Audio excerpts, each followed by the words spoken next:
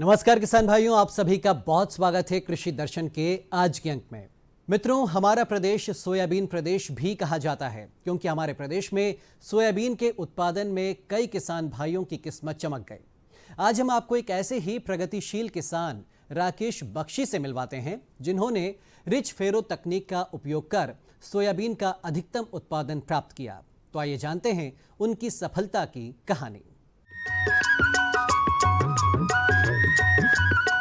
नमस्कार किसान भाइयों, मैंने रिज एंड बेड पे इस साल सोयाबीन की खेती की है।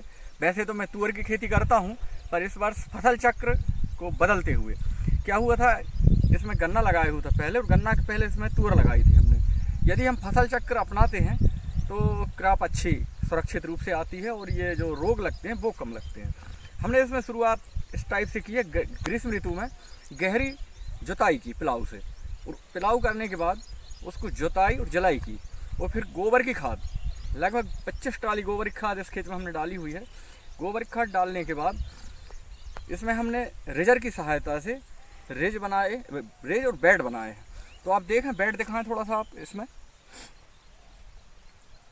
इधर थोड़ा सा आगे लेके आए, और इसमें ये लगभग एक बेड पे 4 कोण है। देखें हम, एक 2 ये 3 और वो 4, इस प्रकार से। ऐसे ही इस तरफ भी है, इसमें ये 4, प्रत्येक बेड पे 4 कोण आए हुए हैं। इसमें ये रिज की सहायता इसलिए ली जाती है कि जो बारिश का अतिरिक्त पानी होता है वो निकल जाता है, और बेड के कारण से नमी संरक्षित रहती है। जैसे अभी बारिश नहीं हो रही, लगभग 8 से 10 दिन हो गए हैं और बारिश नहीं हुई है, लेकिन फिर भी हमारी फसल सुरक्षित है और मतलब पर्याप्त हरापन बना हुआ है, इसमें कोई अभी नुकसान नहीं है। वैसे तो वह सोयाबीन की खेती मैंने बंद कर दी थी क्योंकि बीच में आ नहीं रही थी, फिर उसमें कुछ सुधार करके जैसे रिज एंड बेड पे लगाया है और ट्राइकोडर्मा से भूमि उपचारित की है। ये सब करने के बाद देखते हैं, इस वर्ष अनुमान है कि अच्छी फसल आएगी। देखें आप, इसमें पूरे खेत में दिखाएं थोड़ा सा।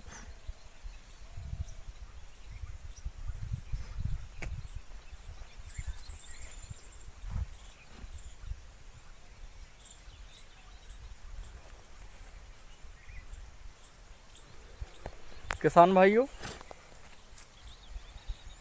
ये संरक्षित खेती, इसमें नुकसान नहीं हो पाता है।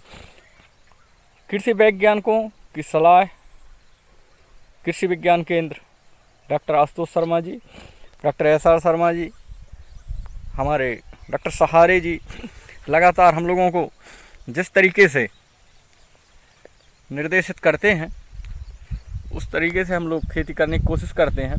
आप देखेंगे कि किसान चैनल मध्य प्रदेश DD भोपाल पे भी एक शाम को 5:30 बजे करीब कार्यक्रम आता है खेतीबाड़ी का, वो भी आप देखें तो आप अपनी खेती में निश्चित तौर पे काफ़ी सुधार कर सकते हैं।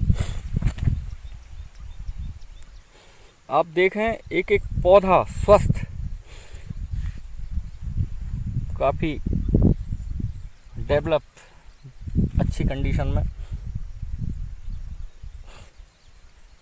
लहलहा रही है फसल। ये देखें आप, ये रिज है, इस रिज की सहायता से बारिश में अतिरिक्त पानी निकल जाएगा।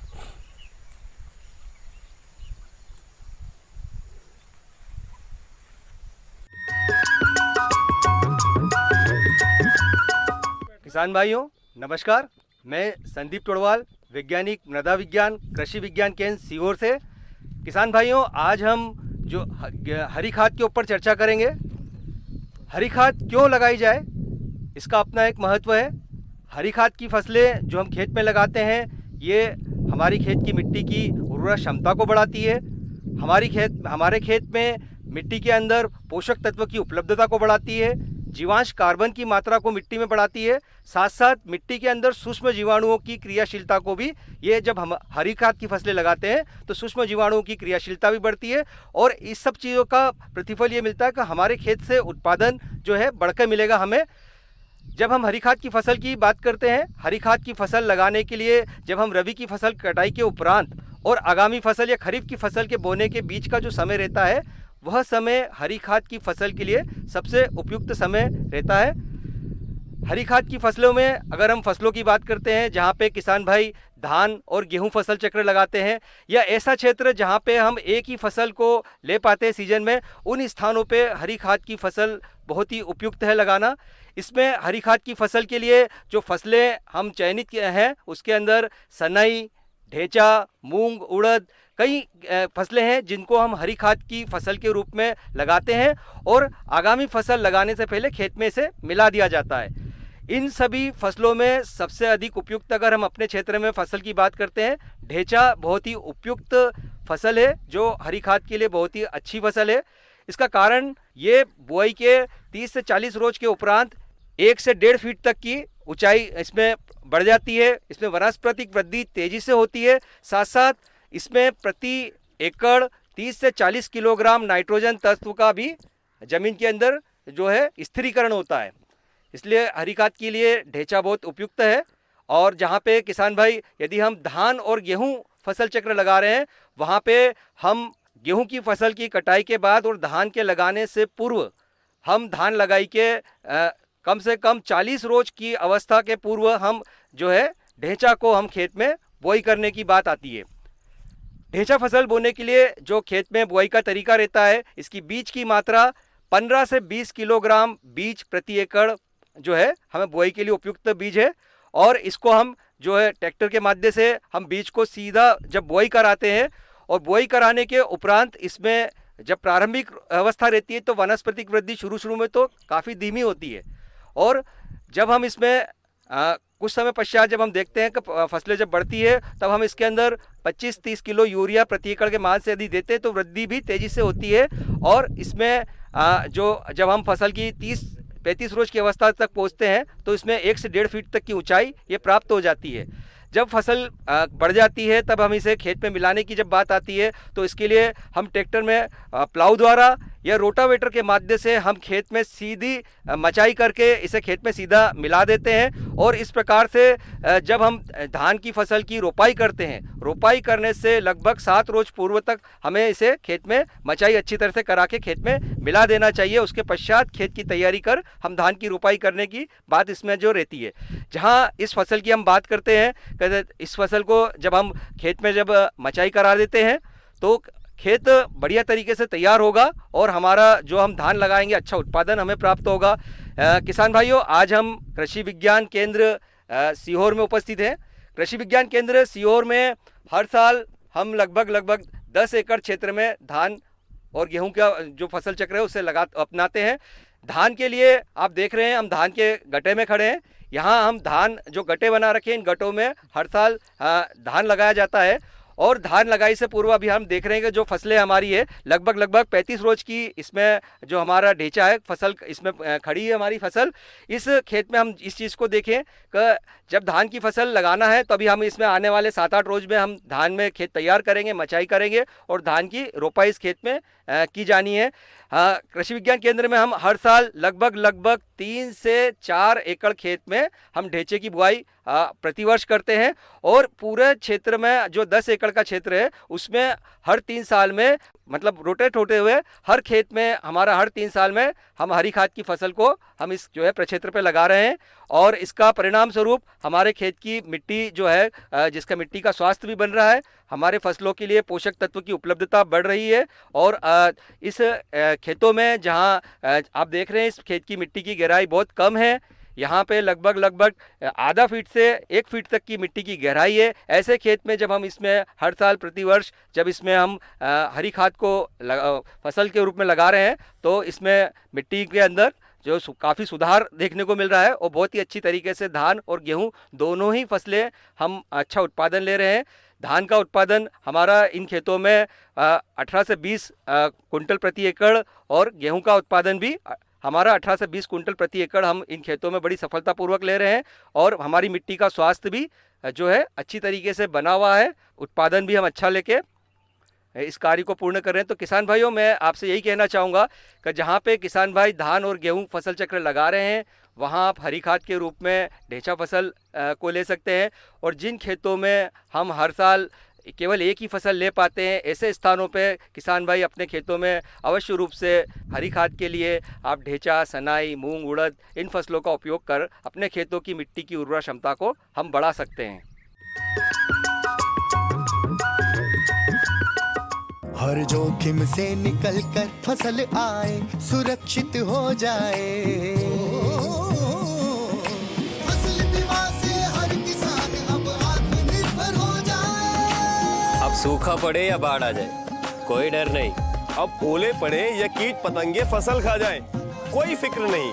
अब कैसी भी आपदा हमारी फसल पे आ जाए, क्षति होने पर हमारे दावों का उचित भुगतान मिलता है, क्योंकि हमने लिया है प्रधानमंत्री फसल बीमा। बुआई से फसल कटाई तक हर जोखिम का दावा, न्यूनतम प्रीमियम पर अधिकतम भुगतान का वादा। योजना से हर साल जुड़ रहे हैं 5 करोड़ से ज्यादा किसान। अब आपकी है बारी। नजदीकी कृषि कार्यालय, सहकारी समिति, बैंक शाखा, अधिकृत बीमा कंपनी या जन सेवा केंद्र में स्वेच्छा से करा सकते हैं पंजीकरण।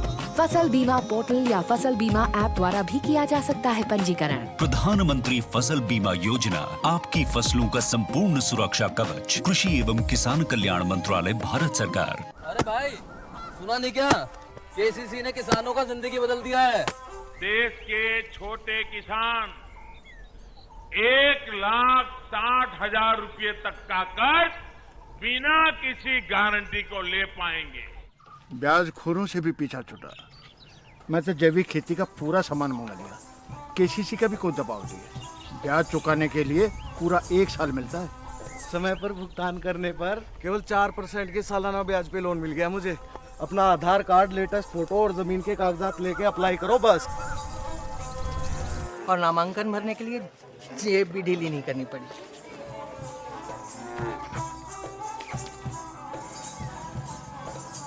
चाचा, उधार चुकाने के 24 घंटे के बाद उतने ही पैसे वापस निकाल सकते हैं।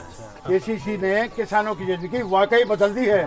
तो आप भी किसान क्रेडिट कार्ड अपनाएं और सहजता से ऋण पाएं।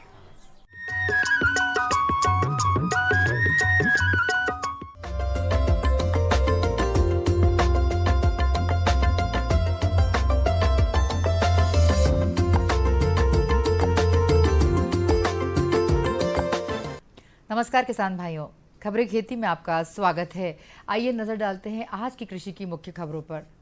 पीएम ने आईसीएमआर की समीक्षा की। पीएम किसान सम्मान निधि योजना के नियम हुए आसान। मध्य प्रदेश कृषि उपकरण सब्सिडी योजना से मिलेगा लाभ। सुरक्षित कीटनाशक होता है नीम और आसान तरीके से हो सकता है कीटनाशक का छिड़काव। और अब खबरें विस्तार से। प्रधानमंत्री श्री नरेंद्र मोदी ने 4 जुलाई को वीडियो कॉन्फ्रेंसिंग के माध्यम से भारत में कृषि अनुसंधान, विस्तार और शिक्षा की प्रगति की समीक्षा की। भारतीय कृषि अनुसंधान परिषद के महानिदेशक एवं सचिव डॉक्टर त्रिलोचन महापात्रा ने प्राथमिकताओं, प्रदर्शन और विभिन्न चुनौतियों से निपटने की तैयारियों पर प्रस्तुतिकरण दिया। कृषि विज्ञान केंद्रों के माध्यम से पोषण थाली और पोषण बागों को प्रोत्साहन दिया जा रहा है। 76 कृषि विज्ञान केंद्रों और 450 मॉडल खेतों की भागीदारी के साथ मध्य प्रदेश और छत्तीसगढ़ में पायलट परियोजनाएं पूरी की गई हैं। आंगनवाड़ी कार्यकर्ताओं और ग्रामीण क्षेत्र की महिलाओं को संतुलित खुराक सुनिश्चित करने के उद्देश्य से पोषण बागान बढ़ाने में प्रशिक्षण दिया जा रहा है। 2022 तक 100 न्यूट्री स्मार्ट ग्राम तैयार किए जाने हैं। प्रधानमंत्री ने क्लस्टर आधारित रणनीति पर जैविक और प्राकृतिक कृषि प्रक्रियाओं को अपनाने की आवश्यकता को रेखांकित किया। प्रधानमंत्री ने कृषि जलवायु क्षेत्र की विशेष आवश्यकताओं पर ध्यान केंद्रित करते हुए प्रजातियों के विकास की दिशा में किए जा रहे प्रयासों की सराहना की और किसानों को अच्छा रिटर्न सुनिश्चित करने के लिए उत्पादन और विपणन सुविधाओं के विकास की जरूरत पर बल दिया। प्रधानमंत्री ने गन्ना और अन्य फसलों से बायो एथेनॉल बढ़ाने के तरीके तलाशने की संभावनाओं को रेखांकित किया। प्रधानमंत्री किसान सम्मान निधि योजना केंद्र सरकार की महत्वाकांक्षी योजना। प्रधानमंत्री किसान सम्मान निधि की मदद से तमाम किसानों को आर्थिक राहत पहुंच रही है। यह सरकार की एक ऐसी योजना है जो कि कोरोना संकट में किसानों का सहारा बन रही है। इसी बीच केंद्र सरकार ने योजना के अपात्र किसानों को एक बड़ी राहत दी है। दरअसल योजना की पात्रता के नियमों को आसान कर दिया गया है ताकि इसका लाभ अधिक से अधिक किसानों को मिल पाए। उम्मीद जताई जा रही है कि नए और सरल नियमों से वो किसान भी योजना का लाभ उठा पाएंगे जो अभी तक इस योजना के लिए पात्र नहीं बन पाए थे। इसके लिए रजिस्ट्रेशन की प्रक्रिया जारी है। इस योजना के तहत लगभग 9 करोड़ 96 लाख से अधिक किसानों को लगभग 73,000 करोड़ रुपए की राशि प्रदान की जा चुकी है।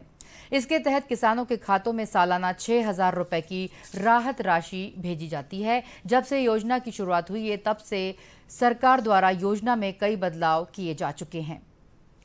मध्य प्रदेश कृषि उपकरण सब्सिडी योजना 2020 से लाभ मिलेगा किसानों को। बेहतर और सुरक्षित कीटनाशक होता है नीम। अनाज को सुरक्षित रखने के लिए आज जो कीटनाशक या रसायन प्रयोग किया जाता है उसका सेहत पर बुरा असर पड़ता है, जबकि पुराने समय से ही हमारे पास सबसे असरकारक कीटनाशक नीम है। पहले अनाज को सुरक्षित रखने के लिए इसी का इस्तेमाल किया जाता था। अनाज को सुरक्षित रखने के लिए नीम इस्तेमाल करने के भी तरीके होते हैं। जैसे आप अनाज को इकट्ठा करके रख रहे हों तो उस समय अनाज में सूखी नीम की पत्तियां मिला दें। इससे उसमें घुन और अन्य कीड़े मकोड़े नहीं लगते और अनाज सुरक्षित रहता है। जहां पर अनाज रख रहे हों वहां पर अनाज रखने से पहले लगभग 3-4 इंच सूखी पत्तियों की परत सतह पर बिछा दें। इस प्रकार क्रमशः लगभग 2 फीट तक अनाज भरने के पश्चात पत्तियों की एक एक तह को लगाते जाएं। इससे अनाज सुरक्षित रहता है। किसान भाई अनाज की बोरियों में भरकर रख सकते हैं। ऐसे में जिस बोरे में अनाज भरा जा रहा हो उस बोरे को पहले नीम की पत्तियां डालकर उबाले गए पानी में रात भर के लिए भिगो दें और फिर बोरे को छांव में सुखा लें। उसके बाद उसमें अनाज भर दें। दालों के भंडारण के लिए 1 किलो दाल में 1 ग्राम नीम का तेल ऐसे मिलाएं जिससे वह पूरी तरह से फैल जाए। जब दालों को पुनः प्रयोग में लाना हो तब उसे अच्छी तरह से धोकर इस्तेमाल करें। समय के साथ नीम के तेल की महक धीरे धीरे कम होने लगती है। जब दलहन को बुआई के लिए तैयार करना हो तो उस स्थिति में 1 किलो दाल बीज में 2 ग्राम नीम तेल की आवश्यकता पड़ती है, जो जैविक विधि का घोलक है। इंजन चालित पोर्टेबल स्प्रेयर से फसलों में कीटनाशकों का छिड़काव। उचित समय पर फसलों में कीटनाशक का छिड़काव नहीं कर पाने से कई बार किसानों को नुकसान उठाना पड़ता है। किसानों को फसलों में कीटनाशक का छिड़काव करने में अधिक मेहनत न करनी पड़े, इसके लिए एक ऐसे ही कृषि यंत्र इंजन चालित पोर्टेबल स्प्रेयर उपलब्ध हैं, जिसको कीटनाशक और स्वच्छता कार्यों में इस्तेमाल किया जाता है। इसका आकार बिजली की मोटर की तरह होता है, जिसको बहुत ही कम जगह में आसानी से रख सकते हैं। इसको लाने ले जाने में भी कोई दिक्कत नहीं होती है। इसको कई फीचर्स के साथ बनाया जाता है। फिलहाल बाजार में इसको 2 कैटेगरी में उतारा गया है। पहला इंजन चालित पोर्टेबल स्प्रेयर और दूसरा कीटनाशक व स्वच्छता स्प्रेयर इंजन चालित पोर्टेबल स्प्रेयर है। इसकी कीमत गुणवत्ता और क्षमता के आधार पर तय की जाती है। साथ ही बाजार में कंपनियों के अनुसार इनकी कीमत तय की गई है। तो किसान भाइयों, आज की खबरी खेती में बस इतना ही। आप देखते रहिए कार्यक्रम कृषि दर्शन और मुझे दीजिए आज्ञा। नमस्कार। तो मित्रों, आज के अंक में इतना ही। हमें पूरी उम्मीद है कि जो जानकारी आज हमने आप तक पहुंचाई वो आपके ज़रूर काम आएगी। इसका आप खेती किसानी में भरपूर फायदा उठाएंगे। अगले अंक में हम फिर हाजिर होंगे खेती किसानी से जुड़ी ऐसी ही नई नई जानकारियों के साथ। तब तक के लिए दीजिए अनुमति। नमस्कार।